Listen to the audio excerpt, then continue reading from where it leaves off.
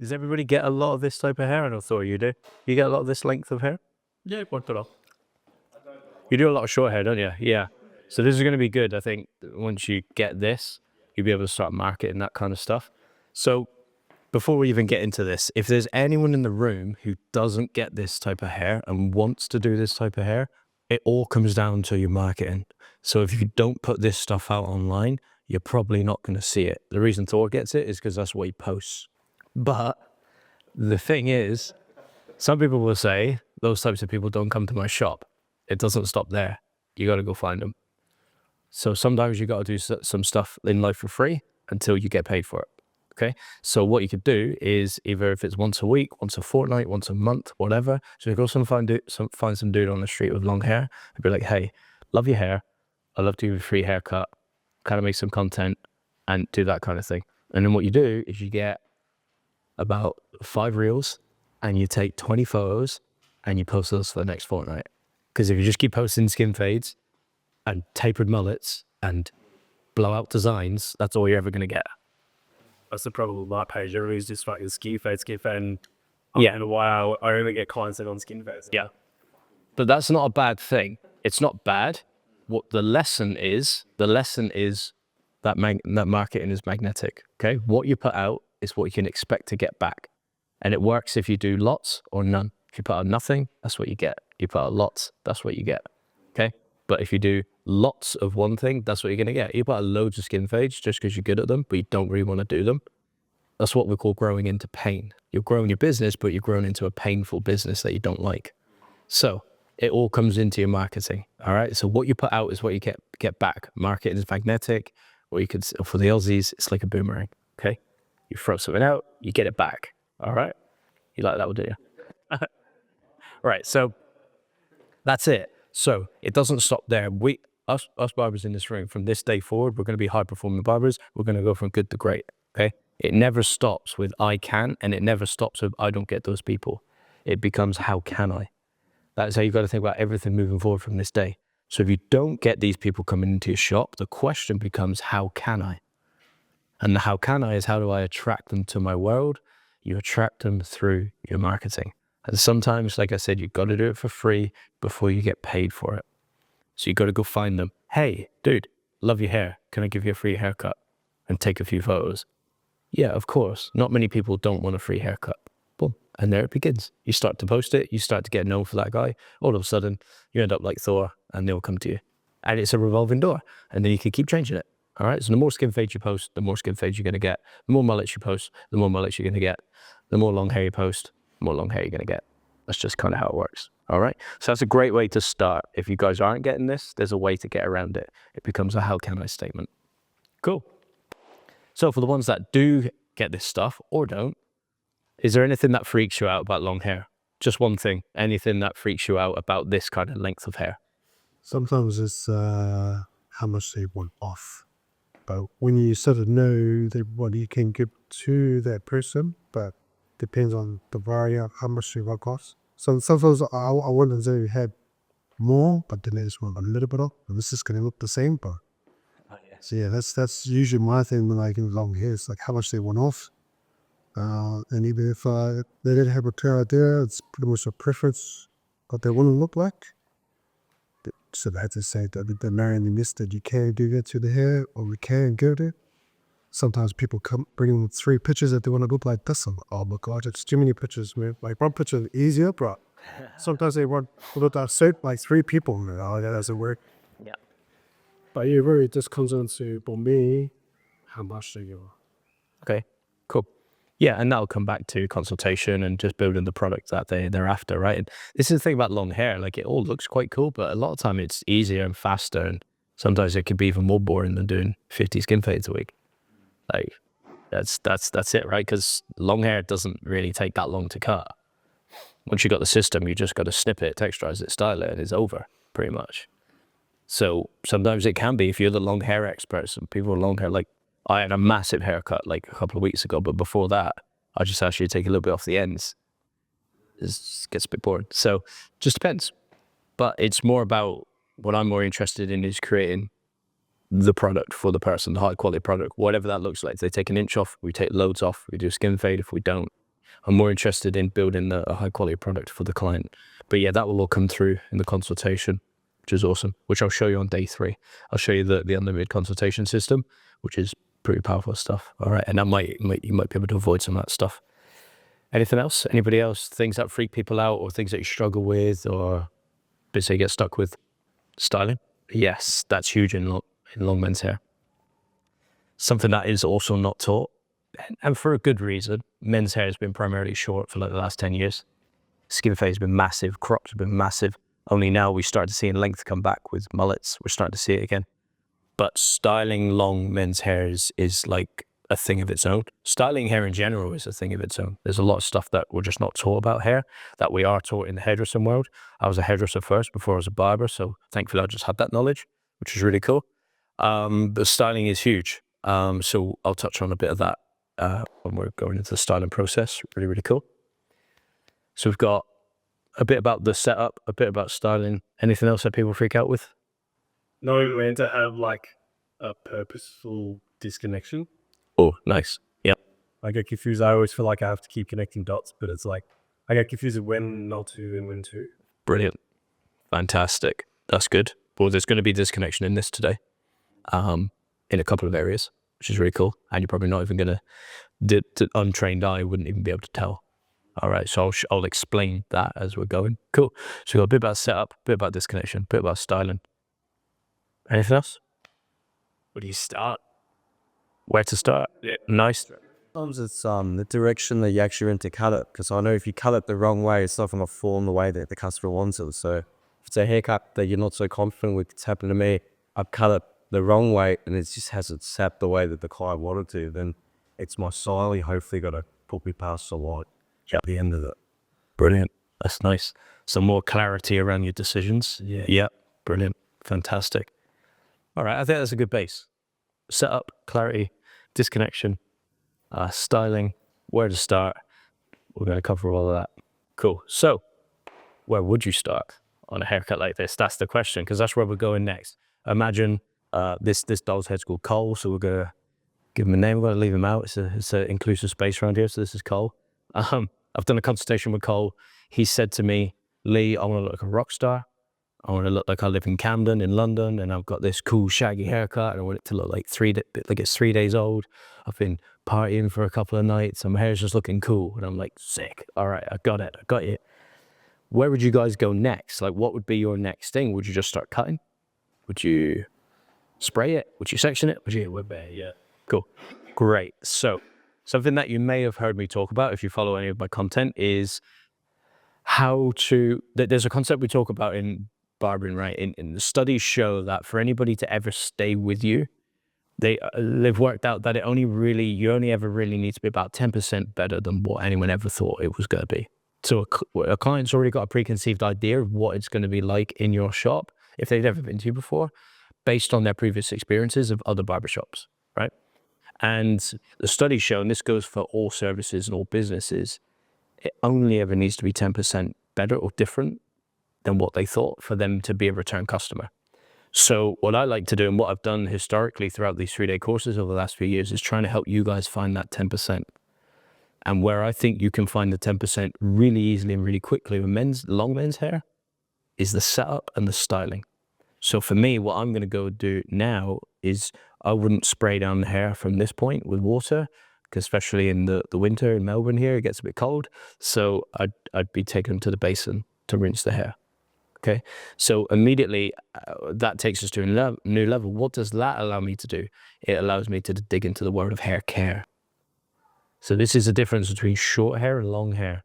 Short hair, we haven't had to focus on hair care much because hair is so short, you're just going to cut it again. It doesn't have a chance to get damaged, but long hair does. So if you think this hair here, the hair at the roots might be a couple of weeks old. The hair at the ends might be a couple of years old. And remember, hair is dead protein. Once it grows out of the head, that's it. It's over for the hair. It's a sad life for the hair. Once it comes out, that's how it stays. And it's the customer's job to take care of that protein the best that they can. But sometimes they can't do that if they're not taught how to do it. So us as hair professionals, I think we can find 10% without even cutting the hair in hair care. And one of the great things about taking them to the basin is I can dig into the world of hair care with my client. Most men have no idea about hair care. Let's face it, they're clueless, right? They think Head and Shoulders is about as far as it goes, and they're like, great, I'm done. I just use an all-in-one and I'm out of here. So that's what I'd be doing with a haircut like this. I've done my consultation. I want to look like a rock star. I've found my fixed factors. This is something really important for you guys to check out on these mannequin heads as you're going. Can you have a look at the face shape? So we've got a really balanced face. Cole's got like quite a balanced face shape. I think they've done it on purpose with these dolls so that you can get really good results. These are high quality dolls heads, so we're really fortunate that we're all going to be using these over the next couple of days. And I feel like they've given them a really balanced face shape, which is fantastic. Really balanced hairline, fantastic. It's got quite high recession points, but that's because of the shape of this head. So you'll notice that on the sides here, the one thing what they've had to do because of the size of the head is they've had to give him a really narrow sideburn here. There's like not a lot of hair on the side of his head, which is quite weird. So that challenges us to change our techniques. When we spin the head again, we look to the back. It's very balanced on the back. The hairlines are fantastic. There's loads of hair. It's great to practice on. Okay, there's nothing to really worry about in the hairlines at the back. You can even fade these and they look quite nice just because they're so balanced. That's quite rare on a mannequin, but you can get these looking quite good. Fixed factor, I've got to locate the crown. Really cool with Cole. He comes with a crown, which is fantastic. So it makes it even more real life. And I'm assessing the type of hair. It's like a medium density of hair. It's got a little bit of movement in it. It's quite fine. Look how like spindly it is on the ends. I think they've done that on purpose to make it look like it's natural hair and something that's grown out over time. So those are all the things that take in consideration, and that dictates the methodology that I'm going to use to create this haircut. So in my head, I think, finer hair, looks a bit spindly on the ends, that I'm gravitating straight towards a scissor, not a razor. I'll razor the external edges because I want to keep that kind of rock star vibe, but internally I'm going to gravitate towards the scissor. Okay, and that's going to be a really good exercise for you guys here today. So that's where my mind goes. That's all the setup points before I've even started cutting the hair. In there, I can guarantee I can find 10% that client's going to love, and they're going to be like, I'm going back to that dude. All right, instead of going, hey, what do you want? Taking everything they say as gospel, spraying them down, and just start cutting and hoping for the best. The only time I ever explain to my client what I'm doing to their hair, like technique-wise, is if they ask. If they say, oh, what type of layering you doing there? But then I get to choose how I tell them. And I can confuse the fuck out of them if I want to. So then I do, and they're like, I'm not asking that again. And I'm like, cool, don't ask me. So then we're back to a point of just human connection again, all right? Because what happens is in communication, what you find is very energetic, right? If you're explaining to the client how you're doing their hair, it comes with like, what's wrong with the energy? It's like, why does he have to tell me all these things? Oh, put in a high skin, little less here, little less this, blah, blah, blah, blah. It's almost like justification energy. Like you're trying to justify and prove to them that you are good and you know what you're doing, instead of just stepping in and be like, I fucking know what I'm doing. They look similar, but they're very different. If you're just walking in with conviction and being like, I'm the long hair dude, and then we start to have a conversation, and we're like, nice, you want to look like a rock star, do you? I'm hearing this. I'm hearing no fielding, yeah. Oh, no fielding, huh? Yeah, cool, all right. And then, yeah, like this, like that, 3-day-old, yeah, cool, all right. I'll do it. I'm not trying to justify like, oh, so what I'm going to do is, I could do these layers, and I'm going to slice it, I give a bit of texture, and then what we'll do is we'll do this. It's like, it's just justification. Whereas if they ask, great. But that information is pretty much useless to them because it doesn't help them. You just don't even need to talk about it. I'm doing the square inverted triangle round layer. Go tell that one to your next barber. Cool. Because what it does is it sets us up for a beautiful interaction next time. Because where's all the language that your clients come to you with right now? Where did they learn that from? TikTok, yes, I think. Yeah. And who's on TikTok? Yeah, other barbers.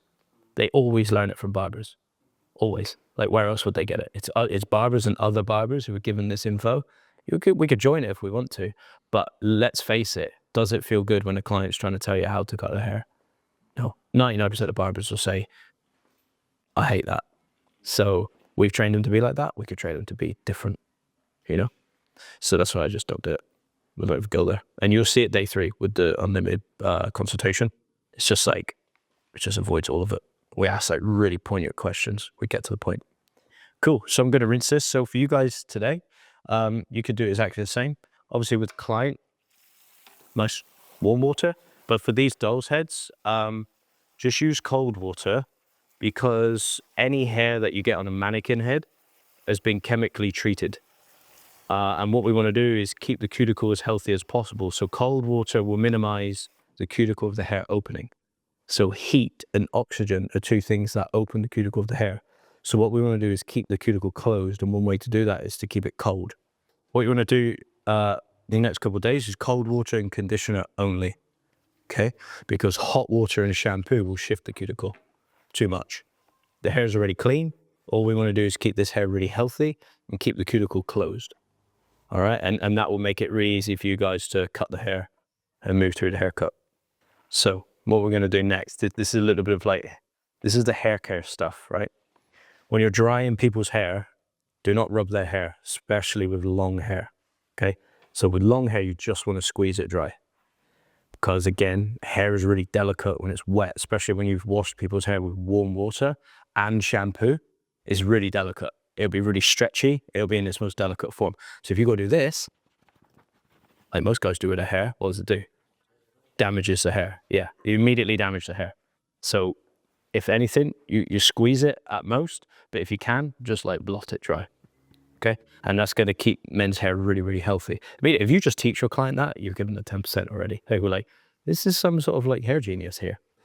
Yeah, because dudes don't do that. They just jump out of the shower and just go mental on their hair. Now, short hair doesn't matter because you're going to get it cut in a week or 2.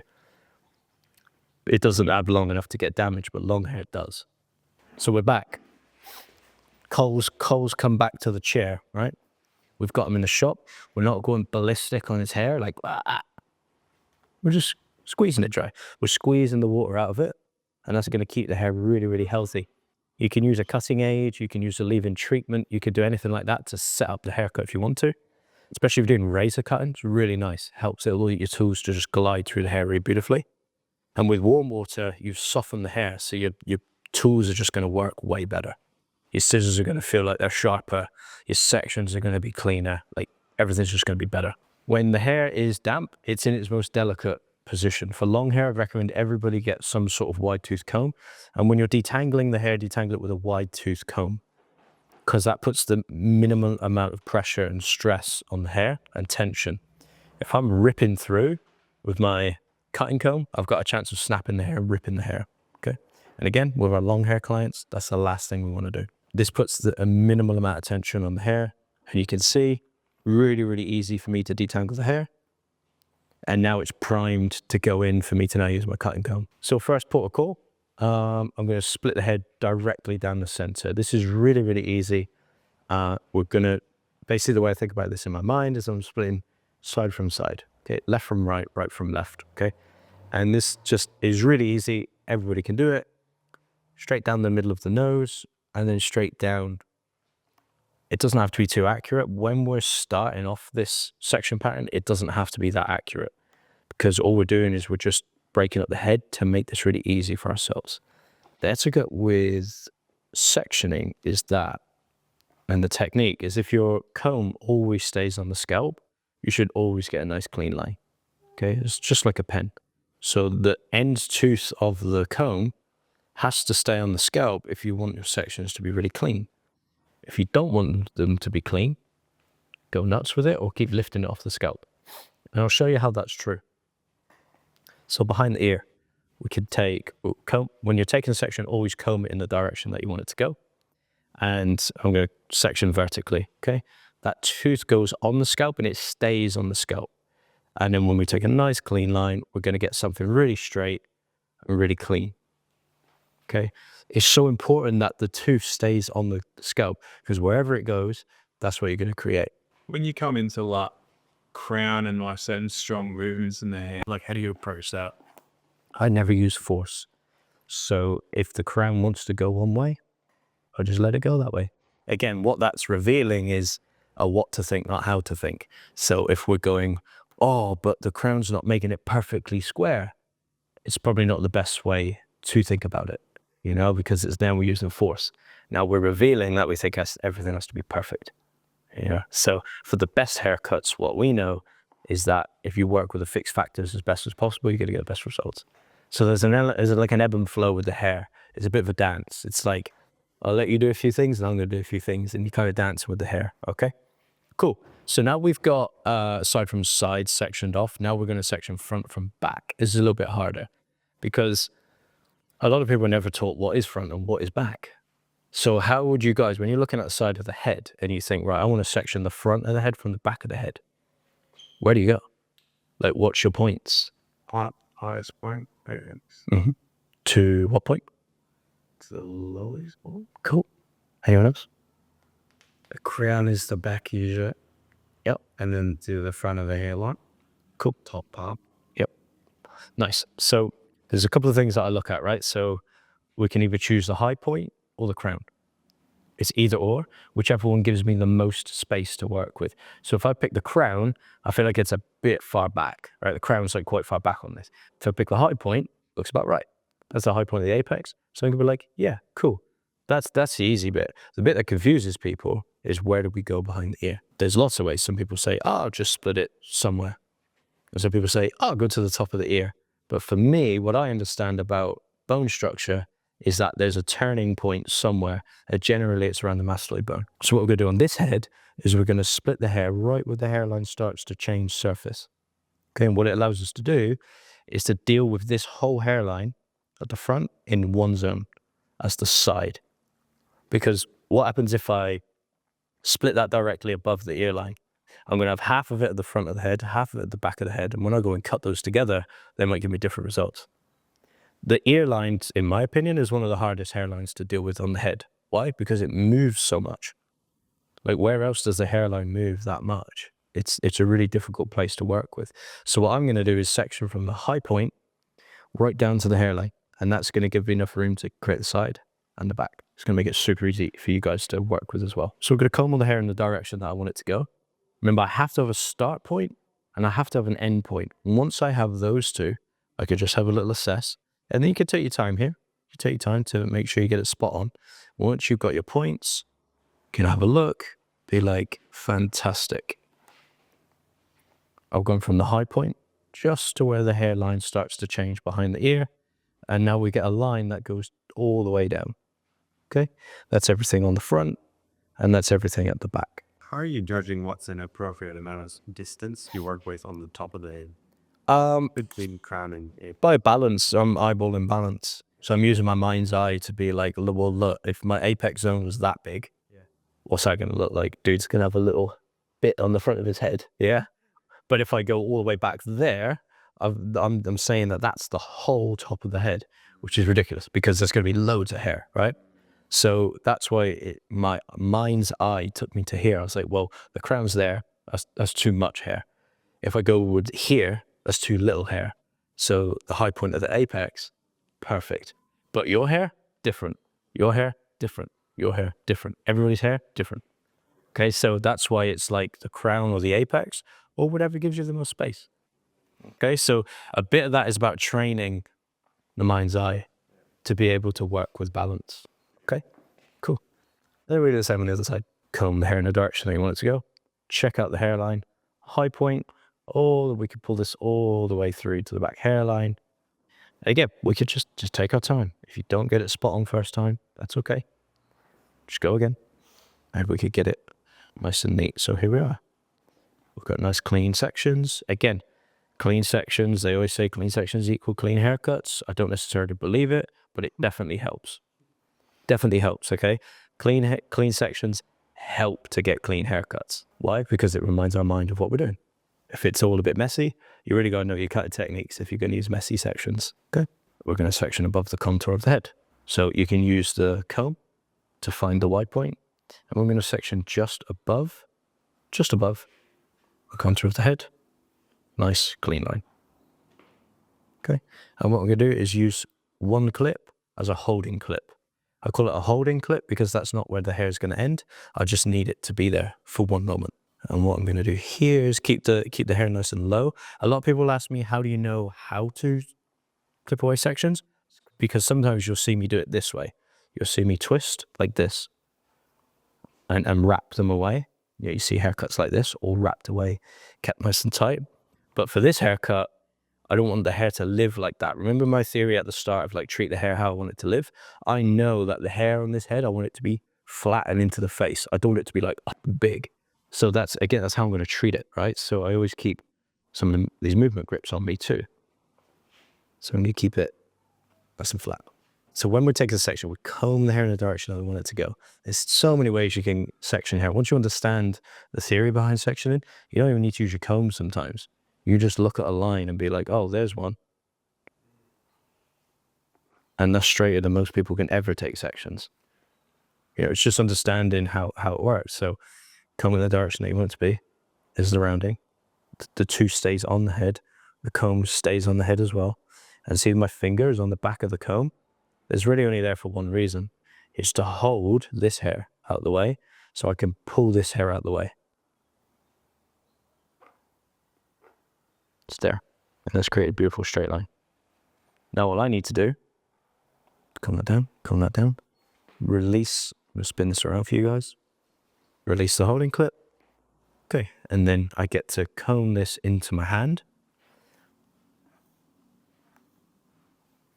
And I check for balance. Pretty good. And that was just going off of the head, the anatomy of the head. So from here, it's really important that we check for balance. And balance is the key word. I'm not looking for millimeter perfect. I'm just looking for balance, okay?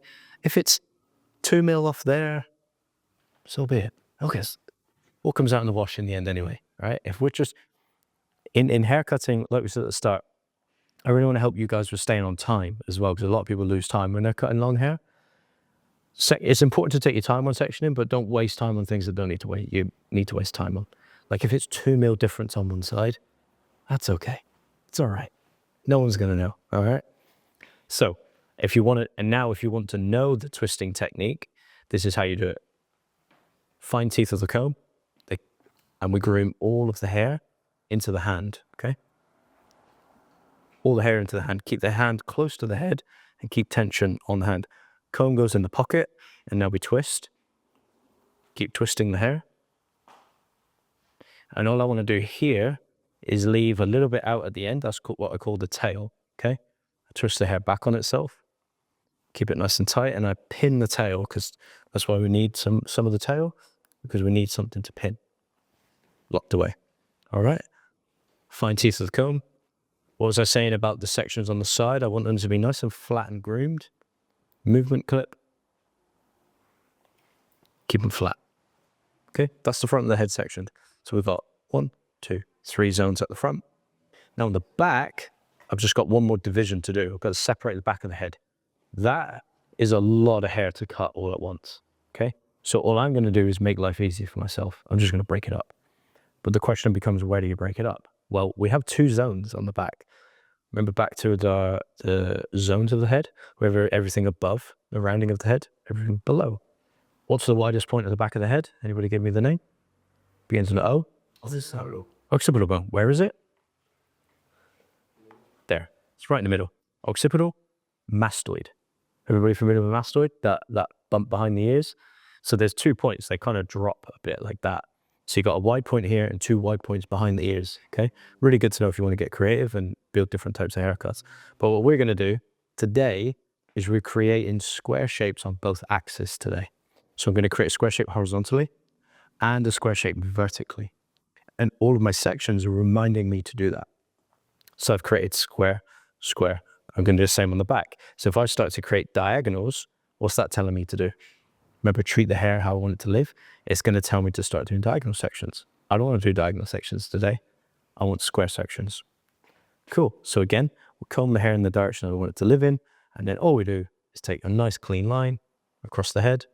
And we have a nice clean section. Holding clip here. Same again on this side. Square line. Away. Great. Release the holding clip into the hand. Beautiful. I'm just going to drop the head down, touch. So this is called a bit of clip economy. I'm joining these two panels. I'm joining these two zones together. So we've got everything above and below the rounding of the head. Comb goes in the pocket. We're going to twist. Great. Keep the tail. And then again, just going to pin the tail. Ready to go. That's the whole thing sectioned out. So we've got it below, above. So this is where the whole thing's starting to become true now. Above, below, above, below. Okay, really simple. If you ever get confused with haircuts, then one of the most simple ways to break them up is like this. Think about what am I going to do above the rounding of the head, rounding of the head, rounding of the head. Remember, they're different on different surfaces. The rounding of the head on the side is higher than the rounding on the back. That's why everything drops a bit when it goes in the back, when people put those pointed sections into the crown, because of the head shape. The head shape is different, we do it differently. Fantastic. All right, so we're going to begin with our line technique. It's important that we get the line correct because that's going to dictate the whole haircut. Okay, so my advice to you guys today is don't go too short with your line because we're going to need to use this tomorrow to do our graduate technique. So we're going to keep it on the longer side of things. And with the line, I would love everybody to try it out with the razor. Fantastic. Everybody familiar with a razor? Everybody use it? Yeah. I'm going to go through a little bit of razor kind of technique. I love the razor because I really believe that you can create any result with it. And it's not just for thick, heavy, wavy, textured hair. You can cut fine hair with it, you can get curly hair with it. You can do all of it. But you need to know how to use it. So the first thing is, there's two results that we want to focus on. Something heavy and chunky or something soft and light. Okay? If you want something heavy and chunky, all you need to do is use a steep blade with short movements. Okay? So watch this. Steep blade, short movement. That looks like you could have done it with a scissor. Yeah? Could probably all cut a line like that with a scissor. Okay?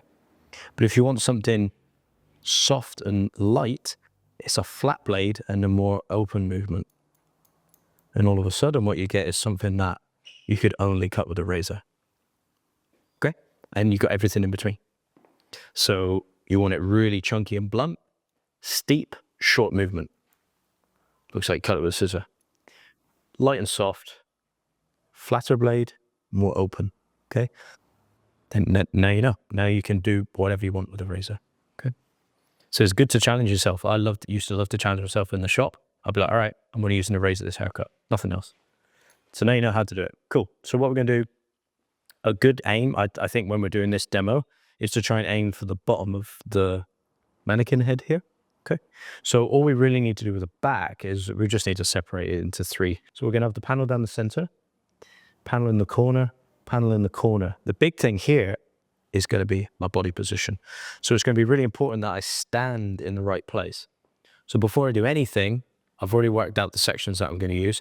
What I need to do is use my mind's eye to imagine that there's a straight line on the floor and I do not cross the straight line. Because if I cross the straight line, what's going to happen if I start cutting my line here, even though it might be straight in my hands, it's going to go round. All right. Why is that? Does anybody know? Anybody guess why it might go round? Changing the direction of it. If you're following the head shape. Exactly. Perfect. So you're following the head shape. Two things happened. I stepped around and the head is round. So wherever I go in front of a surface, that's the shape it's going to follow because the head's round, right? And when you look at the hairline, the hair disappears up behind the ears. So when I pull a line over that, it's going to shrink back up. Okay, so I need to use my cutting techniques to override that essentially. Cool. So where we'll begin, we'll start in this center zone. We'll just comb this hair out of the way. Again, you can see I'm being really gentle with it. I'm nothing too forceful because again, I want to treat the hair how I want it to live. I want the edges to be quite textured and rough, okay? So there's no point me going in with a scissor and cutting a precise line because I'm going to have to break it later anyway. Doesn't make sense. There's no point me going in really harsh and loads of tension because I'm going to have to break it. So I want to aim for the bottom of the head. I don't want a nice broken up line. I'm just going to use a flatter blade with open movements. And what that's going to do is just give me a nice soft edge. Okay. What you're going to notice now is if I want to move, I move along the line, not around the corner. That's a common mistake I see when people are trying to cut square lines, is they'll come here and they'll go, but it looks straight in my hand, and then all of a sudden they let it go, and it jumps up. You see this a lot with mullets as well. If anyone's ever wondering why their mullets drop to a V, two things: it's either the person's hairline, or you're stepping around when you're trying to cut your line, and it's making it shrink up to the sides. So I'm just going to stand in the same position, and what I'm going to do is comb all this hair back down to the same place. I'm going to use open blade, softer movements, and we're going to be just cutting in a really nice external edge. Stand in the same place, pull the hair down. I do two things at once here. I'm creating texture, I'm removing density, and I'm cutting a line. Three things at once. I can count. Thank you, Barber. Barber math, that is. Gonna do two things at once. Cool. And all we want to do is just check for balance before we move on, because again, this is going to dictate the rest of the haircut. Beautiful.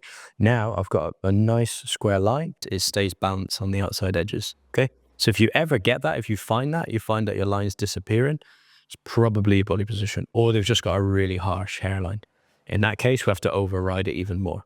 You have to go even harder with the other direction. This will be the third comb that I'm going to use on this haircut. Now, do I believe that you need 3 combs? No, you don't. You only ever really need one. You can get everything done with one, but we live in the Western world and we're very privileged to be where we are. So my advice to people is, it's not about the tools.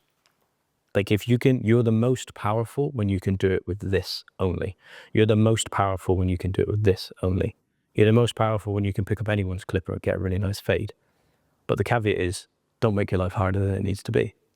So once you've mastered it with one thing, start to broaden with the other things, okay? What a lot of people do is they go the other way around. They get all the clippers, all the combs, all the scissors, all the things, and they focus more on that than actually trying to master the method, right?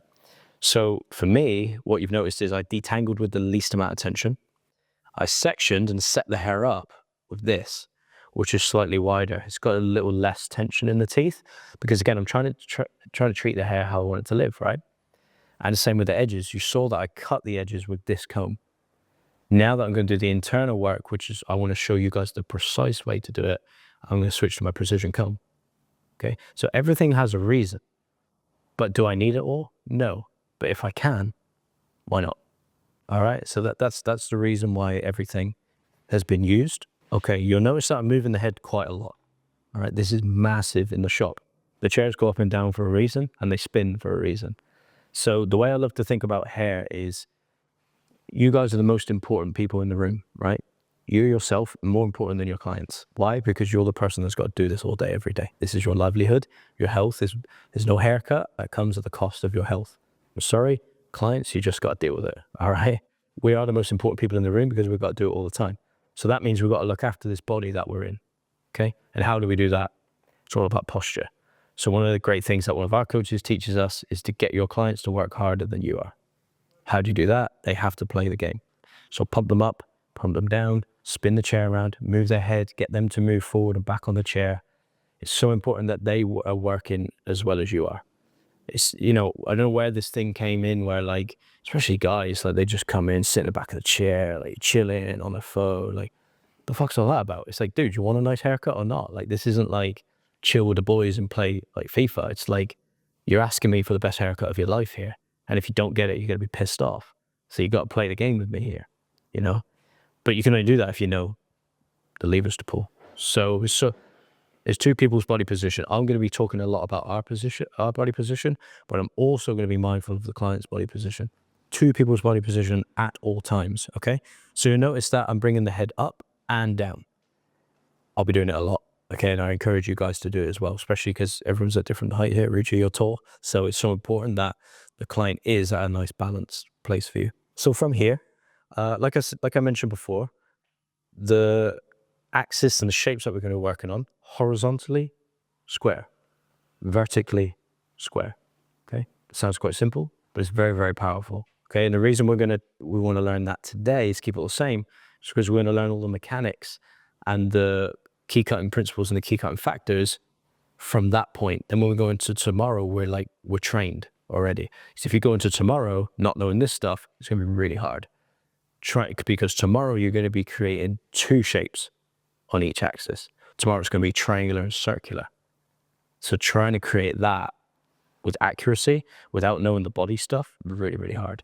So we're going to train that today. So the way I like to start, we need to set a guideline. Okay, I'm going to create, basically there's going to be a box on the back of the head. And the way I'm going to begin is to set my initial guide through the center of the head. And I'm going to take sections roughly the width of my comb. The reason I do that is so that I don't pick up too much hair. There's not too much over direction from one section to another. And I can clearly see my guide. Okay, those are the three reasons why I would use sections that are roughly the width of the comb.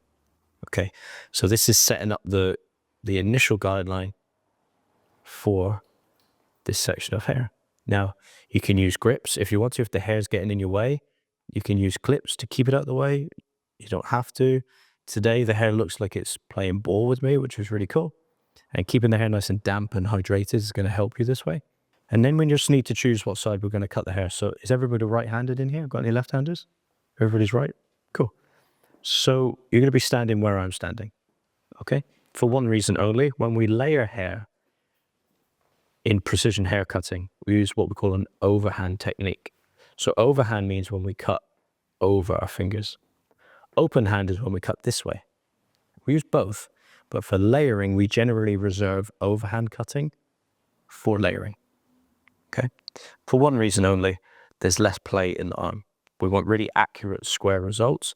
It's easy to lock the arm in and keep a balanced posture this way. Rather than if I'm trying to create squares this way, look how much play is in my elbow, and I can't really see. Do I know if look, there's lots of joints going on here. There's too much play, and it's really hard to keep balanced posture. So, I'm going to stood this way. Again, I'm imagining that there's a line all the way across the room, and that's the line that I move on. I'm not going to go around the head. I'm not going to go out that way. I'm not going to go out that way. The line reminds me of where I need to walk, which is equal to this line, which is equal to this line, which is equal to this line. Okay, everything's set up this way for a reason, and all the hair gets pulled out to this line. You know if you've gone a bit wrong. If it goes shorter in one corner or longer in one corner, it's probably the over direction thing. Why? Because all the hairs need to come out to this line.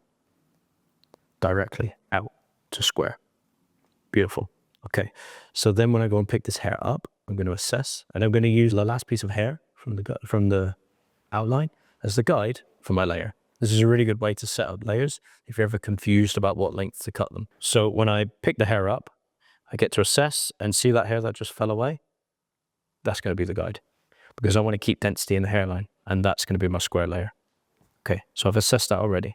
Now I need to think about the cutting pipeline. That's the last thing that happens. All right, cutting's the last thing. The first thing is my feet.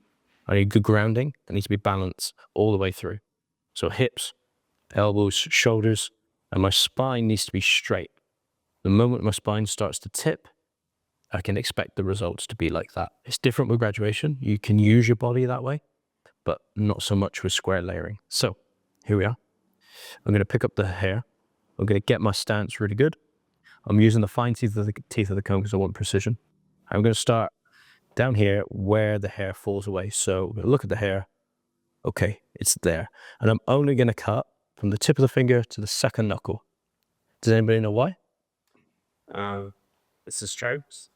And it's tension. Okay, so if you look at a lot of people's hands, there's like a bit of a hole in the back of the fingers, but it's really close here. Okay, so the tension is going to be different from the back of the hand to the front of the finger. So in precision hair cutting, what we want to do is only cut in the front part of the finger. So I'm going to find the guide. I'm going to set up the cutting pipeline, make sure everything's good, and then I'm going to just cut to the second knuckle only. Okay, I'm going to drop a bit of that hair. I'm going to come out. Again, everything's the same.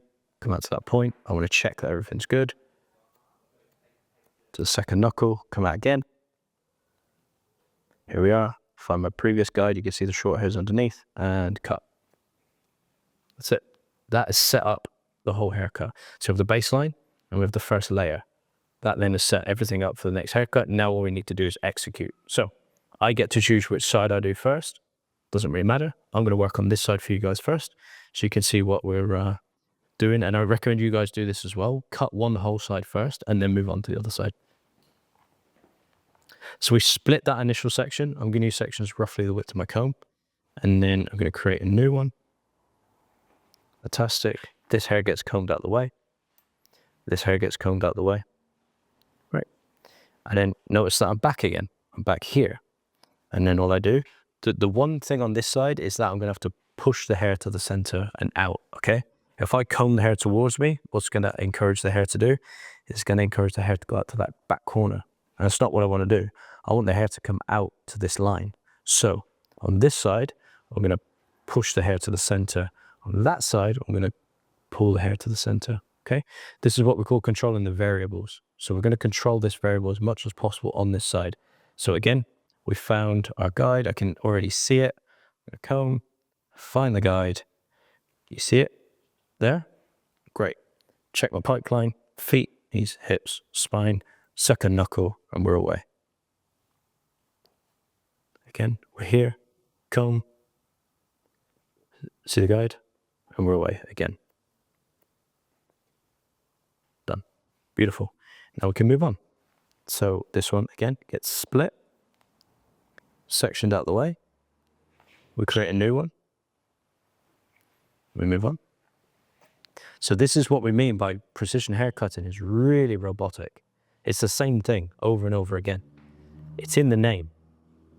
Precise. It's all the small, precise movements that are all the same, all the way through.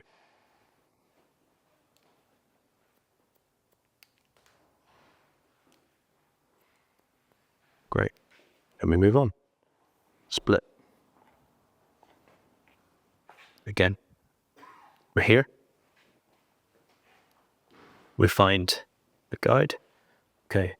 Thinking about the pipeline, thinking about feet, knees, hips, shoulders, spine. Great. From here. So some people will ask, I don't know if it's square. Okay, there's a couple of things you can do. You can use the comb as your straight edge.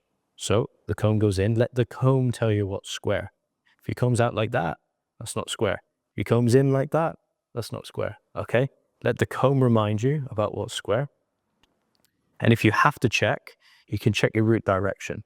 If the roots are pointing over there, it's going the wrong way. If the roots are pointing over there, it's going the wrong way. Okay? If the roots are pointing to the back of the room, like I want them to, I know I'm doing all right. Great. So here we are. Again, we're here. Get my checks. Pipeline. There. Drop the hair. We go again. Out to the back of the room. To the second knuckle. Great. Cut. Beautiful. Split. Move on. This is where a lot of people get lost in this back corner. As we get to the mastoid, a lot of people get lost because they start to come around the head. But for a true square, we still need it to come out to the back of the room. We still need it to be over-directed out to the back, okay? So, again, keeping everything nice and balanced. If that happens to you and you can't control the comb, you keep pulling hair into it, just use a clip to keep it out of the way, okay? Great, again, root direction is the biggest one here. Notice that I'm still pushing the hair. I'm not pulling the hair at this point. Drop, again, push. Okay, find the guide. I'm not cut. If I can't find the guide, I don't cut, but I found it every time. Great. Okay, drop, move on. Beautiful. And we're here again. Find the guide. Cutting pipeline. There. Guide. I've actually got a bit of a silly bush kind of thing when I get like long hair, right? When you're pulling it out like a straight line like that. You know, the hair that goes through the holes, like past the second knuckle, tends to like get in the way. I just feel like it's very messy. So when you pull it out like that, the hair's longer there. Just hangs out. Oh yeah, you can just separate it. Yeah. Yeah, so you could do only work on this bit Or you just pull this out. and then just work your way up. Yeah, just split it. Beautiful. Okay, if you want to cross check, All I'm looking for here, what was the shape that I needed? Square. Beautiful. And all I'm looking for here,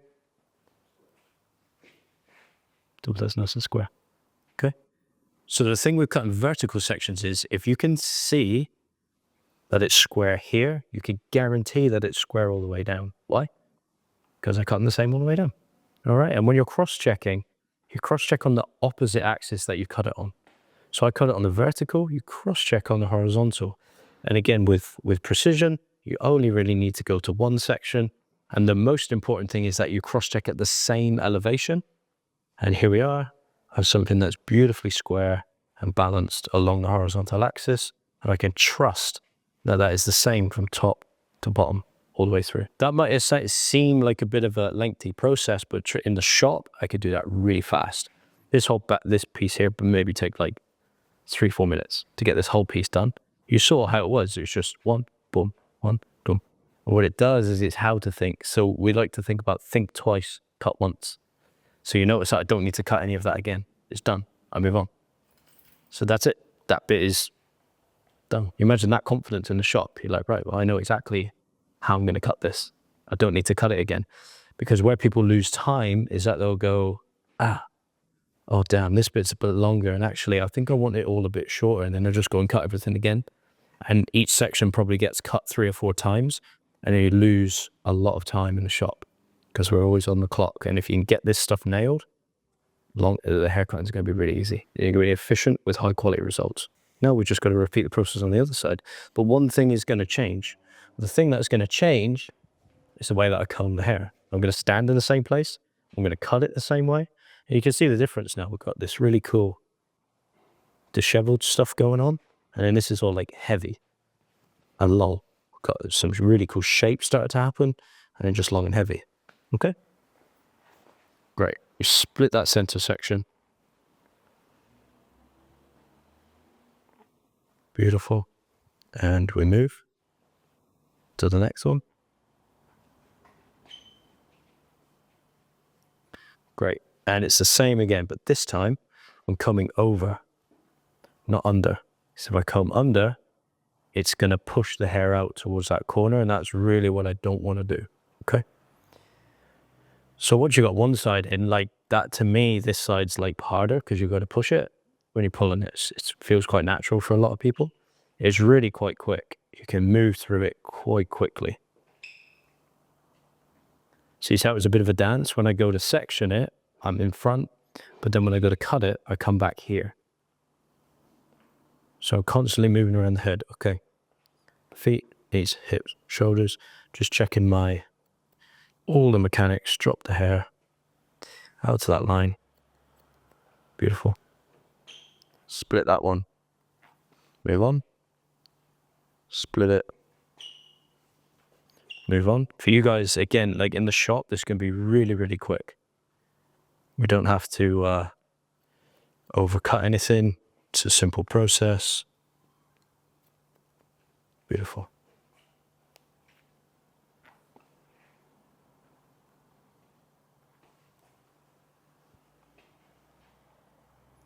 As we get out to the corners, it's important that we remember our over direction. Great, split that one. Move on again. Okay, and we're here again. Right back out to the guide. We find the guide, we look at the over direction, we trust that we're in the right place, we trust in the techniques, we trust in the method. Because if the pipeline's in the right place, it has to be right. Okay? You're always cutting to the line, not the amount of hair that's going off. Yeah, because you see on this side, and this always happens on these mannequin heads, this is just like something for you guys to look out for. The hair is less dense on this side. It's naturally. I think it's the way they make them. But for me, I could be thinking, oh shit, like taking off less hair, you know? Might be taking off less hair if you're over directing, but generally it's following that guide. Beautiful. So that's that whole panel complete. The whole back panel is now done. You can see how in the shop that would be really quick, really efficient, and we'd just get beautiful results time and time again. Nice balanced line across the back.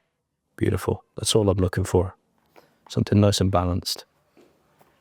And we're going to style that It's going to have some beautiful shape, beautiful texture, and there's still enough length behind the ears for it to be a pretty rock star haircut. Amazing. Now we're going to move on. So that's everything below the occipital done. Now we're just going to move on to everything above the occipital. Okay. We're going to use the same technique, but this time we've got gravity to help us out. So gravity this time is going to make our life really, really easy. It's a smaller section of hair and it's really easy to section. So that bottom bit is usually the hardest part for a lot of people. This top bit is usually a lot easier. So we're back here again. We're back to the center. Come to the middle. But you can see now how the hair lays really nicely because gravity is keeping the hair where I need it to be. Think about the head height. I want this to be really accurate for myself. I want to keep my posture really good. I want a long career in hair. So I've got my previous guide. Cut and pipeline. There it is. And we're just still creating that square shape all the way from the bottom to the top. Okay. What side I do, it's completely up to me. Doesn't really matter. But I'm going to follow the flow that I did last time again. There's my guide.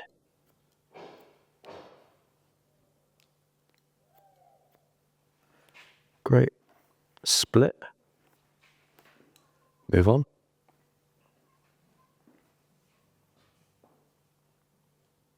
There it is. There's my guide. Beautiful. Beautiful. Split. Last section on the corner here. Again, make sure I push the hair to that point.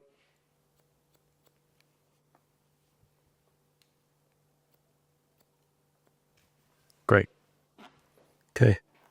Split that original one. Move on to the corner. Okay, I'm just going to go through a bit of scissor etiquette with you guys. So you would have seen a lot on social media right now. There's really like a lot of guys are cutting like this. They're doing like the drag cutting. Do you guys understand the theory behind that? I'll go through the two types that I use. You can use the tips of the scissors only, which to do lots of snips, or you could do it the way that you see a lot of people doing it right now. Is when they're cutting like this. So they use the back of the scissor a lot more and they drag it backwards. So a lot of people cut like this right now. All it does is it counteracts the pushing of the scissor. So no matter what scissor you use, it's going to push the hair to the end of the scissor. So when you use the tips, what it does, it doesn't allow the hair to move. So you're only just chopping the hair off with the very end of the scissor. But when people want to go in with the more of the blade, you have to drag it backwards because it offsets the push of the scissor. It does get you really nice clean lines. So just be aware of that. If you're struggling to get clean results, you could do it like this, tips only. So you can move all the way up the section. That's more of like the old kind of hairdressing way. Precision hairdressing way was this style of cutting. But then you see a lot of guys, they'll come through and cut more like this. So they'll be here and they'll be using more of the blade and dragging backwards. Neither one's right or wrong. It's just completely up to you guys. Whatever you feel most comfortable with. Whatever works the best for your haircuts. Great. So that's the whole back of the head complete. Now what we've got to do, we've got 3 panels left. That's it. Super quick, super controlled, cool results. We've got a nice square layer in there, very balanced. We've retained the hairline. There's lots going on here just by thinking about the pipeline of events. Cool. So we're going to move on to the sides. And this is a tricky bit for a lot of people. So we're going to make it easy for you. What we've done is we've changed surface now. We've gone from the back of the head. So we actually changed surface twice. So we were here, then we went around to the mastoid was the second surface. Now we're in front of the mastoid, which is our third surface. And it's really hard to get this section accurate when you come around the corner to know the length that you need to cut it at. So the way I like to do it is just take a little bit of hair from that previously cut section as the guide for the front panel. And what I'm going to do here is stand square. So again, I want this to be square on the side, square vertically, horizontally square, vertically square. It's going to be a box around the head. So naturally this back corner here is going to be longer, but it's fine because when the haircut sits in, that's what's going to give it its rock star kind of vibe. So naturally, I'm going to imagine that there's a square line coming along the side of the head here. I'm going to pull this out at the same elevation that I cut because I know that when I elevate it, I'm going to be cutting it like this. So I want to set the initial guide here. You can see the short hair. And I'm just going to cut there. And that is now my guide for the layers on the side. I'm going to go in, create my first section through here. Cool. All right. So this is the harder side to cut. Remember how I said we need to use an overhand technique. So on this side, it's easy. For a right-hander, really easy because we're doing overhand. This side, not so easy because if I want to stand at the back of the head, I have to do it like this. But look what it's done to my posture. Here, balanced, straight. Here, twisted. So we need to keep the variables the same. So what we're going to do is we're going to face the back of the head, not the front of the head. It's going to be a big change. And it might feel uncomfortable for some people. And we're going to push the hair on this side. So find the guide, push the hair out to this line. See the guide? Just cut there. Pick up the hair that we didn't cut. Straight out to this line that I've created for myself, this imaginary line, and cut. Cool. Split that one and move on. We're here. Again, comb goes in. So the amount of combs, again, I get asked the question, how many times you comb the hair? Generally 3. If you're counting, you could do it in less. But that first one was to pick the hair up, 1. The second one, do that again. The first one picks the hair up, so we could get the hair in the hand. Second one grooms the hair. Now I've collected the hair. The third one's the important one. The third one is what we call the final comb. So the final comb is the one that we really want to make sure is good. I'm using the comb as the guide, and it comes to the edge with me. I find my guide. There it is. And I cut to the second knuckle. Okay. Pick up the hair that I didn't cut. Make sure I push. Find the guide, and I cut. Great. Split that one, move on. We're here, we're here. We're here again, push. Find the guide, there it is. Beautiful. Grab the hair that wasn't cut.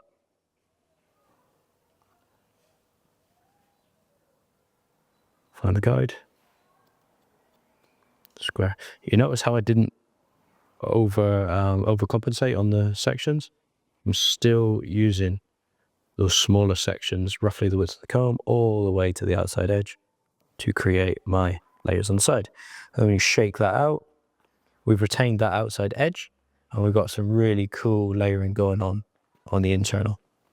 Beautiful. So the sides are quite quick. The back is the bit that takes the time. Now, same again. Spin it to you guys so you can see. So what was the first thing that I did to set up the side here? How did I know what length to cut it? The previous back. Fantastic. Brilliant. And where did I stand? What was the kind of guide for me on that point? Well, on that side, you just turn the head there. Well, you were standing here before to get this guy, but then for this one, I think you can still imagine your straight line there, and then just Perfect. That's what I was after. Yeah. So it's important that we still imagine there's a square line there. So really what I've done is I've drawn a box around the head. Why? Because we were to put in a box on the head. And that is why all these sections have been set up this way, because it constantly reminds me. If I ever forget, where is there a straight line that can remind me? Right there. I could think, what was I doing again? I could, in busy shop, phone rings, whatever, run out of towels, need a product. Oh, Lee, you go do this. Oh, shit, yeah, okay. What was I doing? Oh yeah, I was working on a square line on the side. I can have a quick look and go, oh yeah, I was creating a square layer. Of course I was. I'm back again, no stress, okay?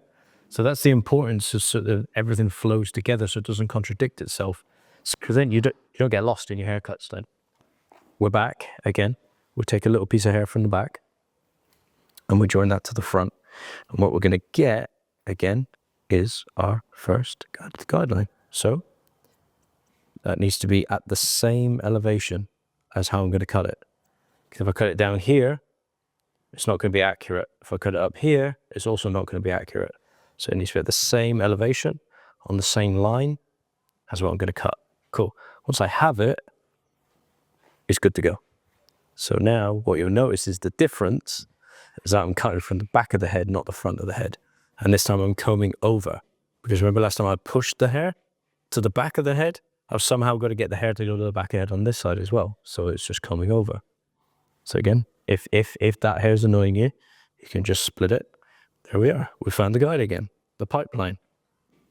So find the guide. Everything's nice and square. Boom. And we're back here. We're back in the game. We're back to cutting a nice square layer again. And this side's quite easy because again, it's comfortable for a lot of people. When we're pulling the hair towards us, it's quite comfortable. So again, roughly the width of the comb. Comb that hair away. And we're here. Okay. Find the guide. Found it. Cut. Find the guide. It's there. Cut. Great. Move on. Split. Move again. Section. If it's too much hair, split it in half. Just work on the top section.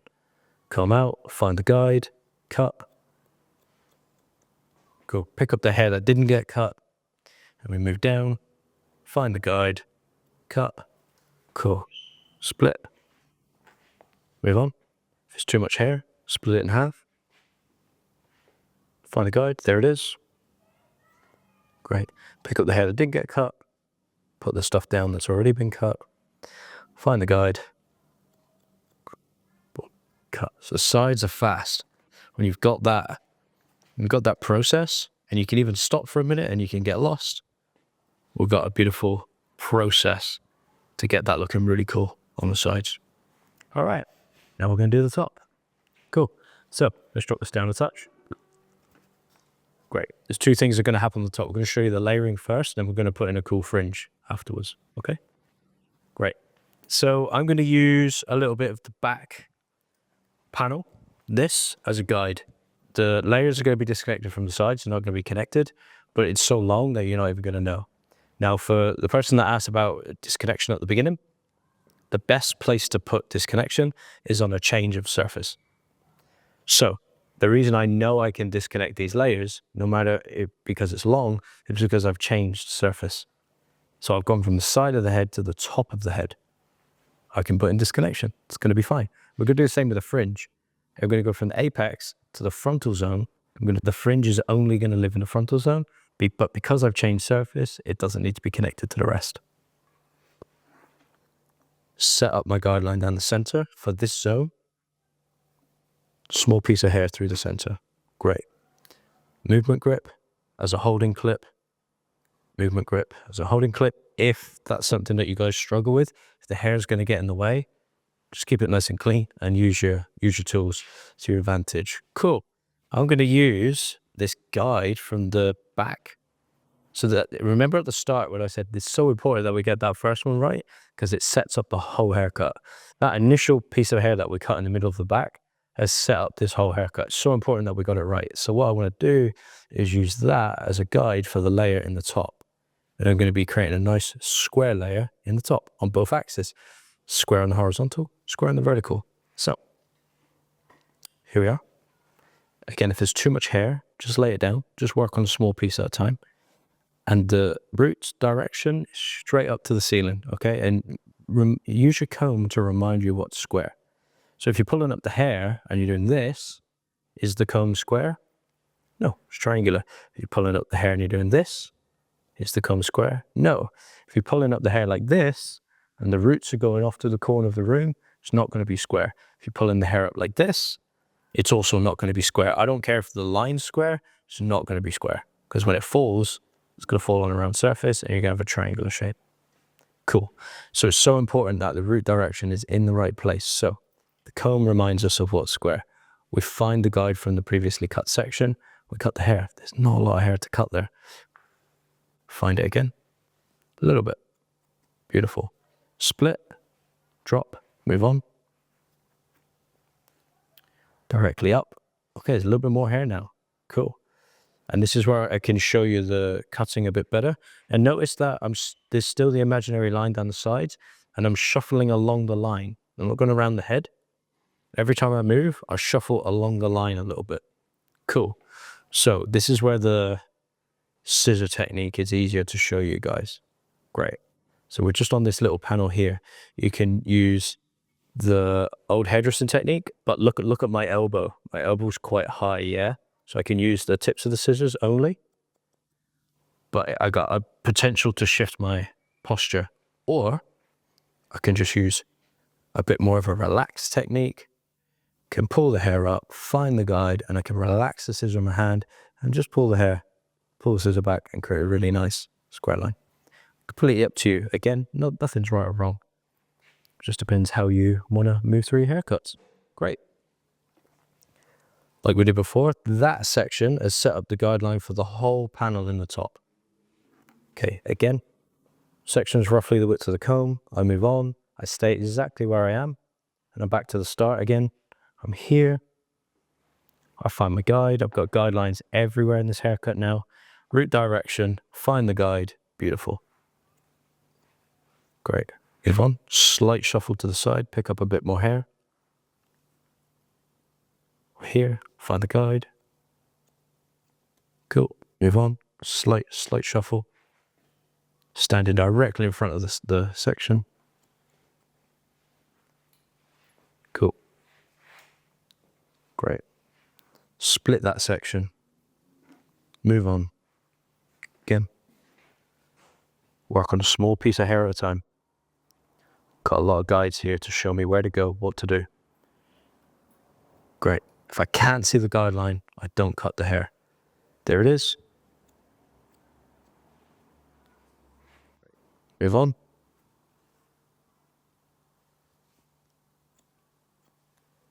Great, move on. See now how like precision cut is just really robotic? It can get a bit boring, but it's so important to learn. Because once you learn it, you got it forever, and it makes everything else a lot easier.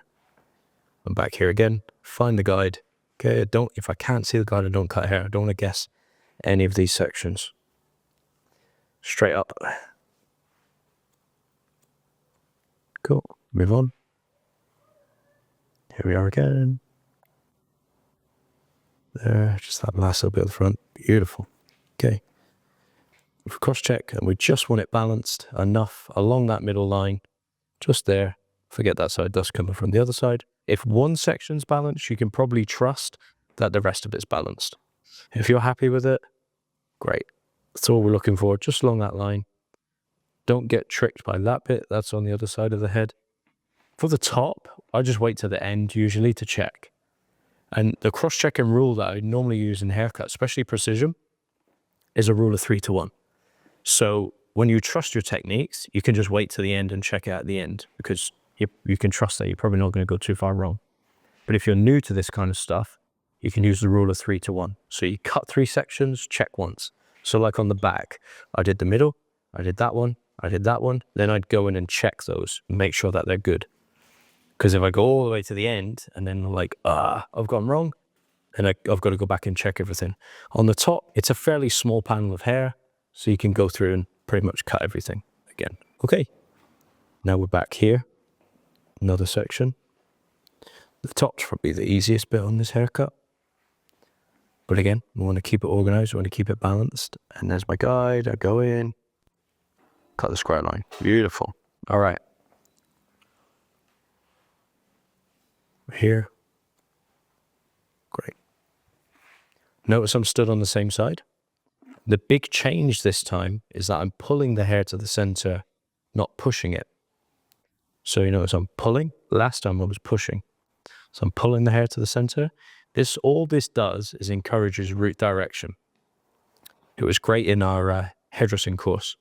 We were going through a little bit of combing technique, and what we realized was that it actually doesn't matter which way you comb the hair, as long as you know the root direction. But for this exercise, we're going to practice combing the hair in those different directions, just so we can encourage the root direction to go the right way. So again, comb towards me, find the guide, cut the hair. Great, move on. Find the guide.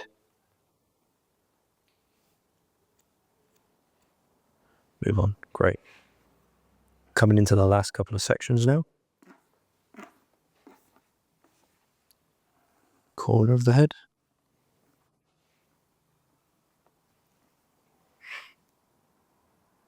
Find the guide.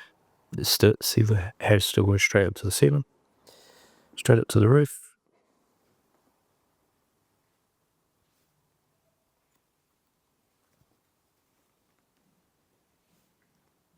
Cool. And then we could probably guess that there'd be no hair to come off now because all that hair was cut into the sides.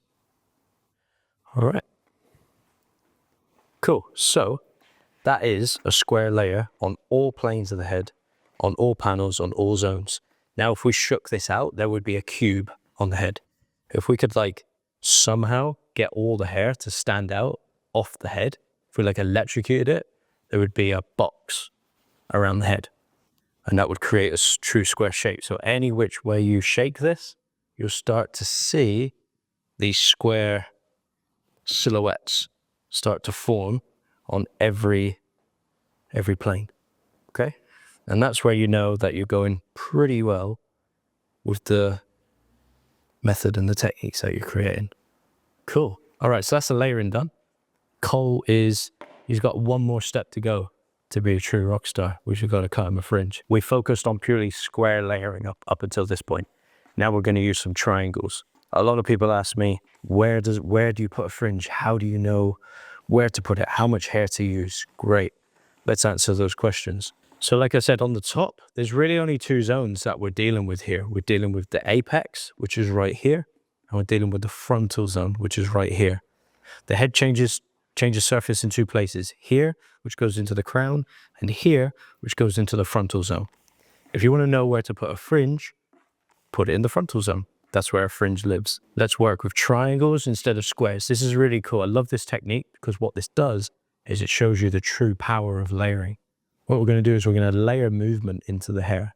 So a lot of people, what we want is we want a result where the fringe comes down and it splits and it swings outwards. But what a lot of people will do is take, a little bit of hair, maybe use a razor, pull it this way, maybe do a little bit more, which is great. But the problem is sometimes the hair doesn't move and it stays really heavy and just doesn't do anything. So what we're going to do is we're going to use the power of layering to actually do that and layer the movement into the hair. And this is great for clients who need to redo it at home because they're like, wow, my fringe just moves. And I'll show you how that works in a second. Split the head down the center.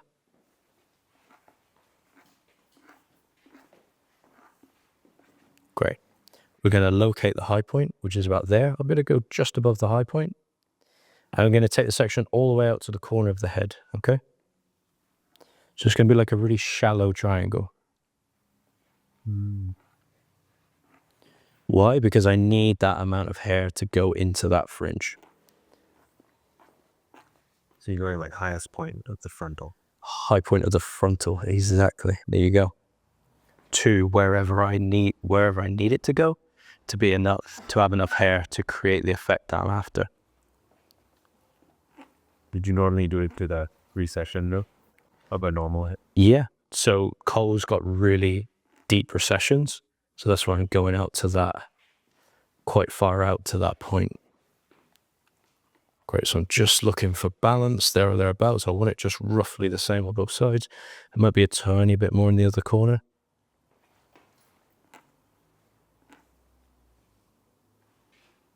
Great, okay. What length do we choose? Okay, all we need to do is we need to measure. I don't know if you've seen the piece of content that I put out, but it essentially says if you're not assessing, you're guessing. And we don't want to do any guesswork in our haircuts. We want to assess and make really accurate decisions on what we're cutting. So I would love Cole's fringe to fall somewhere on the bridge of his nose, and then for that to sort of kind of drop away on the face. The only way I know where that's going to be is if I measure it. So if I have a look and assess and I think, oh yeah, roughly about there, that gives me the length that I get to play with when I go to cut it up here. And when it falls, I can assess, fantastic, that's where it's going to fall. Now we have to decide what kind of layer we're going to use. Elevation is going to be key here. Always remember this rule. Anything that's lower is going to be heavier. Anything that's higher is going to be softer. Okay? You just So- go that again really quickly. So we got that line.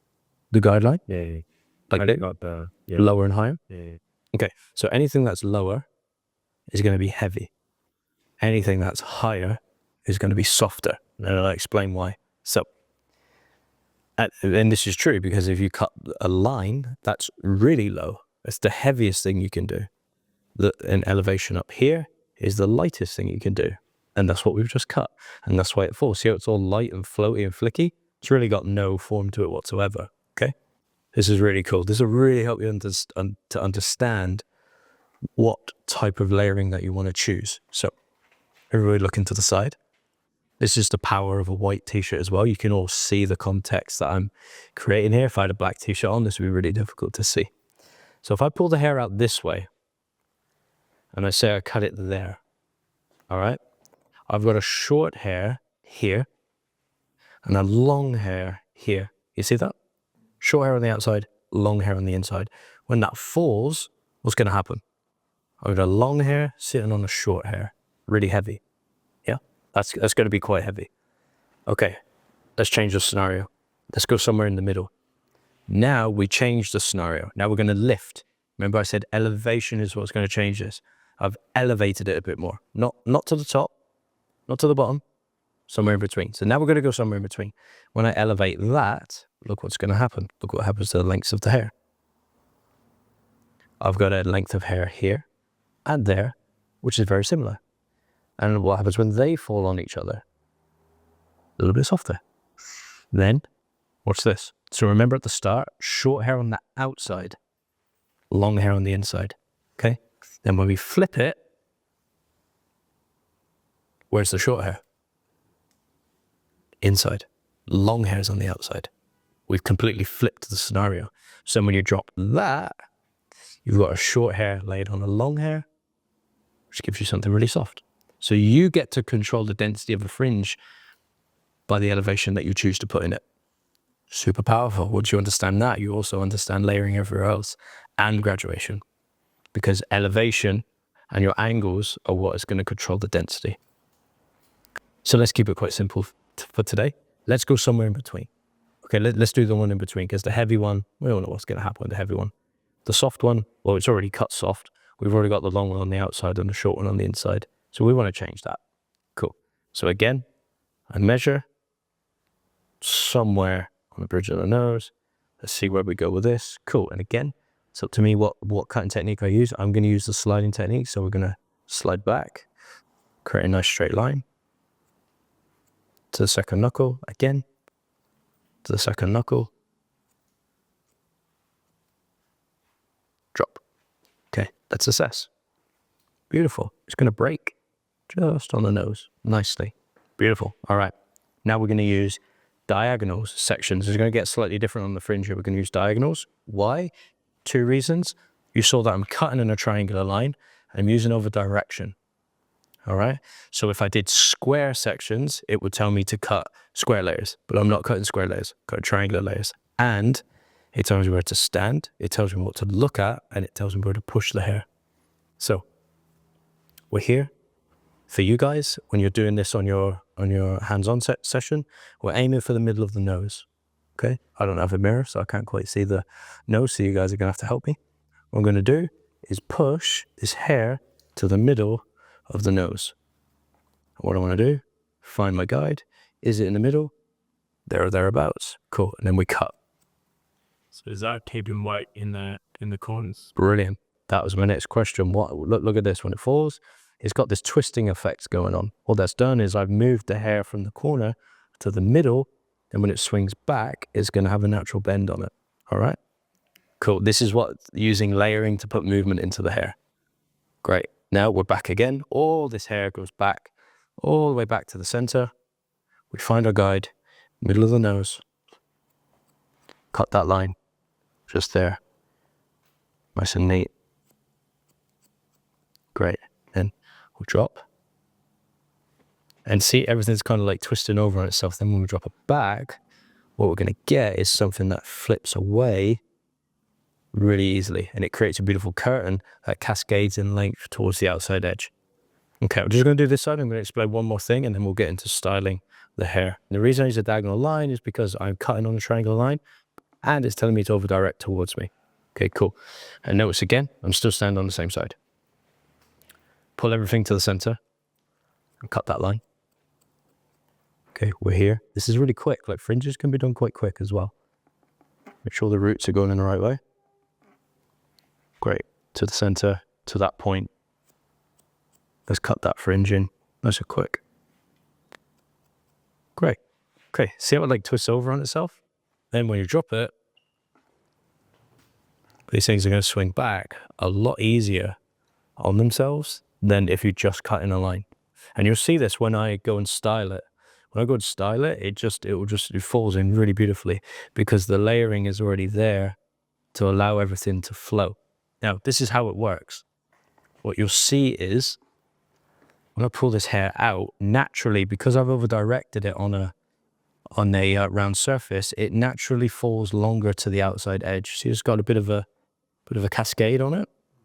And then where you'll find the layering is on the inside. So if you come a bit closer and have a look where the layering is, all those short hairs are in here and they cascade as well. So it's like two shapes following each other and you can already see the ends are just bending on their own. Because what I did was I released the weight off of the ends, which allowed them to move. Okay, and when you drop it, it all moves beautifully. And it's really easy to stop, really easy for you to do and for your client. And the same thing happened on this side. So if we really take a look, what we'll notice is the hair drops on its own because I put it on a round surface. I over-directed on a round surface, which created this beautiful triangle. The hair growth on this side is kicking the shape back towards me, but that's okay because when we style it, I've released the weight on the top, which is the layers in here. You can see them in there. They're cascading down as well. And when that falls, we get really beautiful shapes that fall over the eye. And that's how you get a really cool curtain fringe. You could do that really short, you could do it really long, you could do everything in between. But always remember, elevation is going to be the thing that changes the weight. You want something that moves a lot, do it like I did. If you want something that's calm, do it low. If you want something that has no movement whatsoever, just cut a line. Okay? So elevation is the thing that's going to change it. And once you start to use over direction and push the hair in different directions, you get the hair to do whatever you want. What about like I've got a client wants curtains, but they've got like a cowlick, or if they've got, you try and like, would that come down to like suitability, or like you just try and? It's a line technique. Yeah, it's line. Because I would use the cowlick to my advantage. If the cowlick is going to make the hair move on its own, great, use it. If you put a line over a cowlick, it's probably going to jump a little bit anyway. Yeah, great. I don't have to layer it anymore.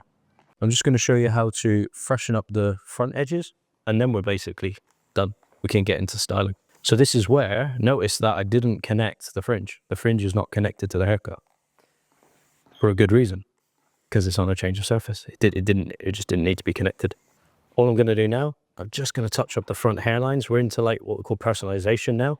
I want it to drop towards the edges. You know, see how it's got like this fall on it right here? That's what creates the curtains. And I don't want to get rid of that. I really don't want to get rid of that. So it's important that I, again, stand in the right place. If I'm going to sharpen up the front edges, I need to stand at the front. If I stand here, I run the risk of opening up a hole in the hairline. But if I stand here, I'm going to over-direct and I'm going to retain length in the outside edge. So I'm going to stay on this front corner. All I'm going to do is just soften this edge just a little bit to create a little bit of flow between the panels. Again, on Cole's head, try not to let his head trick you because, look, he's got no hair there. Not many people have heads like that. So we kind of got to do a bit of overcutting to, if there's like a step, see there's like a step, it's okay because it's because of his head. All right. So this is where these are really good to train on, because you can train yourself to like overcut things, which in longer haircuts you got to do with some people's hair, because again, they don't have the best hair for longer haircuts. So notice how I'm stood at the front and I'm over directing everything to the front, because if I stood here and I started to do this, I really risk the chance of that opening up a hole, and I lose the cascade in the front. So again, all I'm doing is looking for balance here. Fantastic. All right, and that's that. So we're going to move on to the styling process now. A bit of theory around styling. So for me, again, it's all about hydration. We're going to understand the pH of hair. Hair is acidic by nature. Okay, it's 5.5. So whatever you do to the hair, or whatever product you put on it, you have to understand the pH and what it's going to do to it. So the hair's acid. So when you use oil, does the oil hydrate or does it dry the hair out?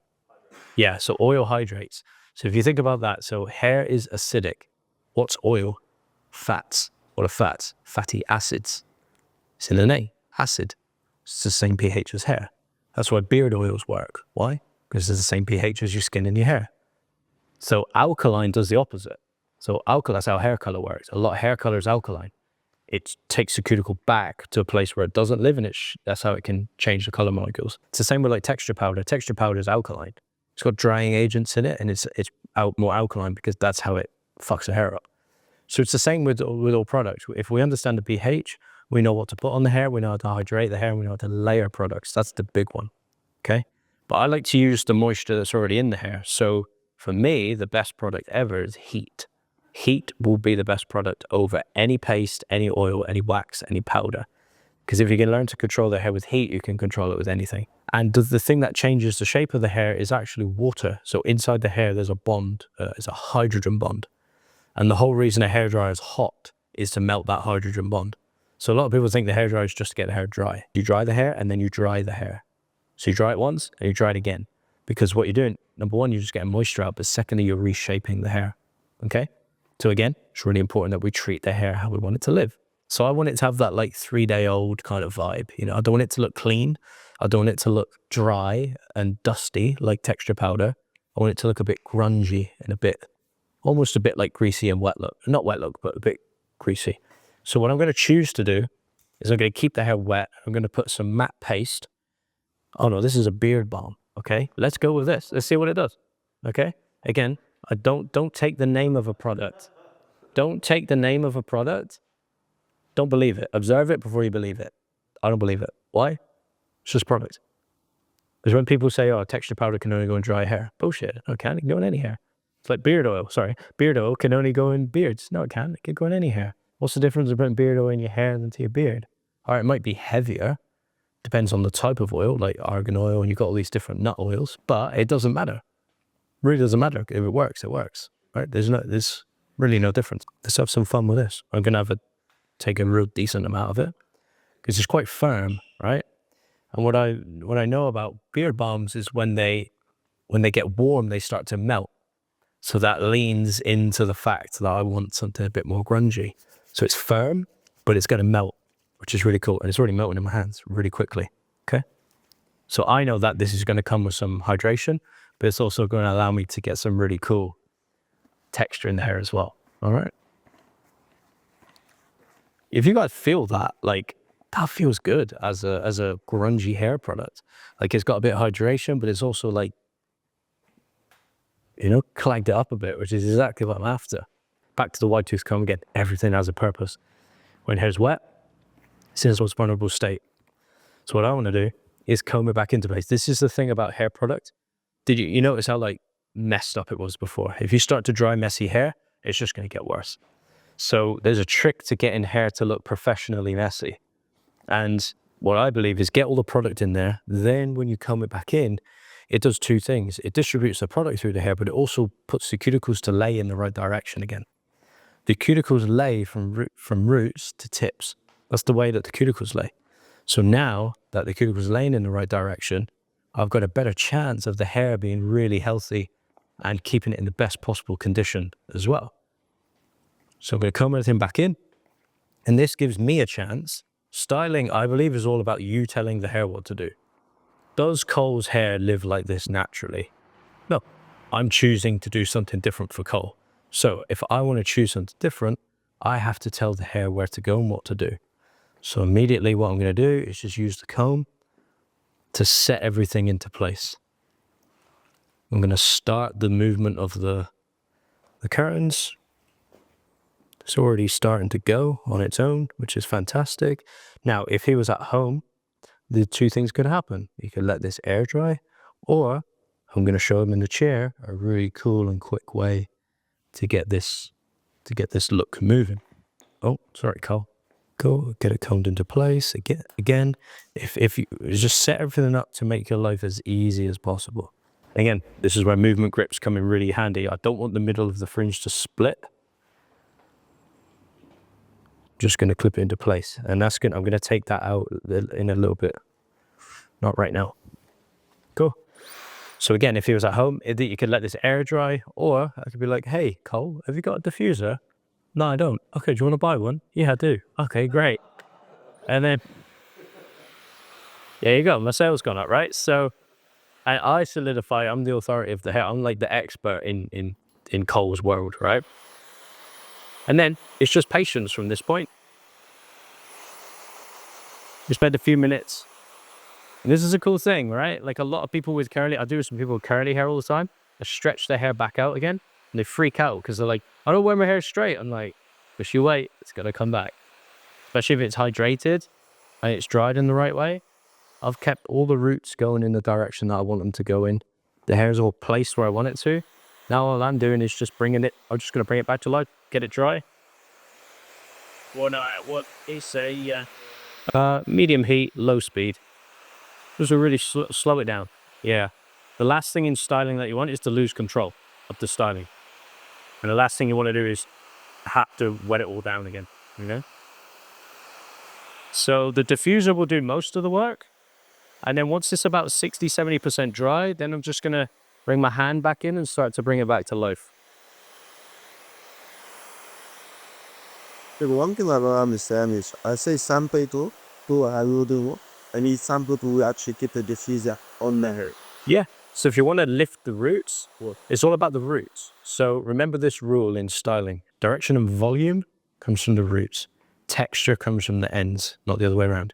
So if you want to lift the roots, get it in there. Yeah. Lift, lift, lift. It's like what the round brush does. But for me, that's not what I want for Cole. I want it quite flat and quite grungy. So for me, the hand is enough. That's why I combed it all back in. But if I did want it like bigger, I'd start to like really make it go like that. All right. Yeah, we just say it for dry BPA.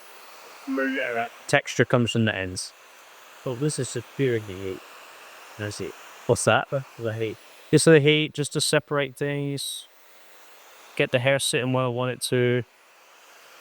And like you can see now how we're just changing the vibe of it. Cool, I'm letting the fringe. Again, remember direction comes from the roots. So if I don't want that to split, I have to make sure the roots are not splitting, all right?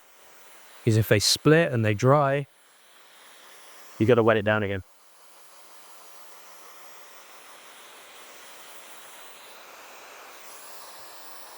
So if I want to put it here, or I want it to lift a bit, I'll be like, oh yeah, let's make it move a bit there. It's the cool thing about the diffuser. You can use it in all sorts of ways. It was designed for curly hair.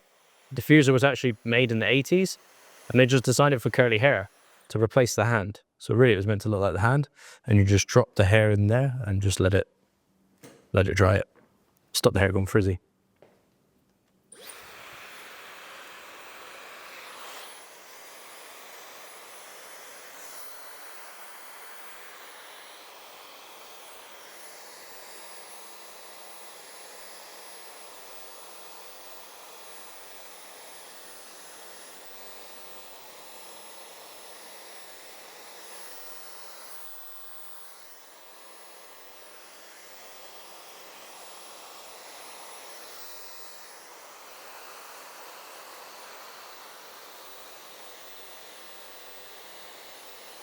You guys did encounter that Not in the dead.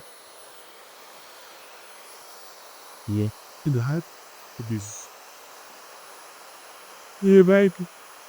You can see.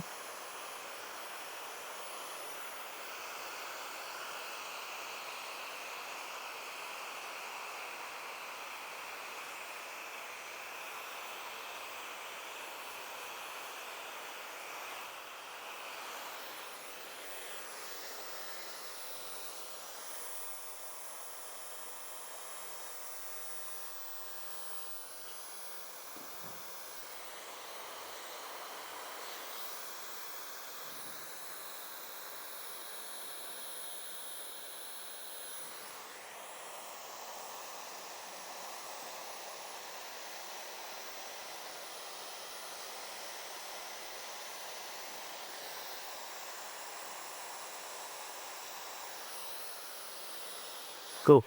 And the next rule of styling, anything that gets heated up must be cooled down. You got to cool it down again. If we leave it hot, much like the washing, it's in its most dangerous position. So we have to cool it down again. This way to take the heat off and use a cold shot if you have to on your hairdryer. You just cool it down again a little bit.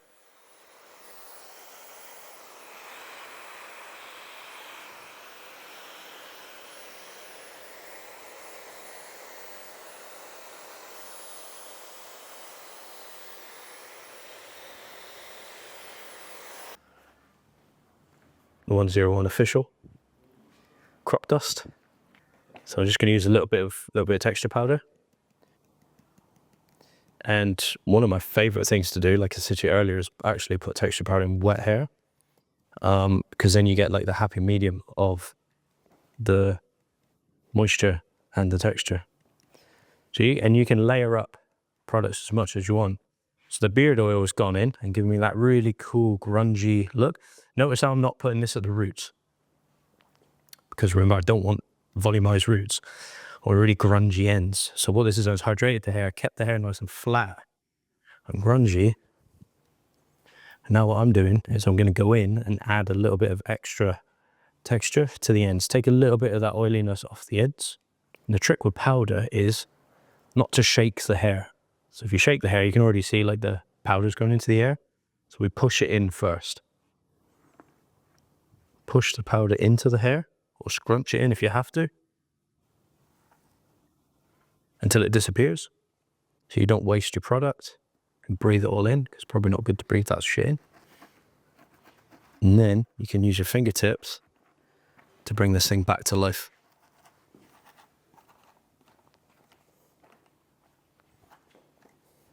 Now he's got a really rock star. Cool. Let's bring him up. And now this is where the visual shape comes in. We can make it a bit more graphic if we want to. Here's your hand, start to pull it around a bit.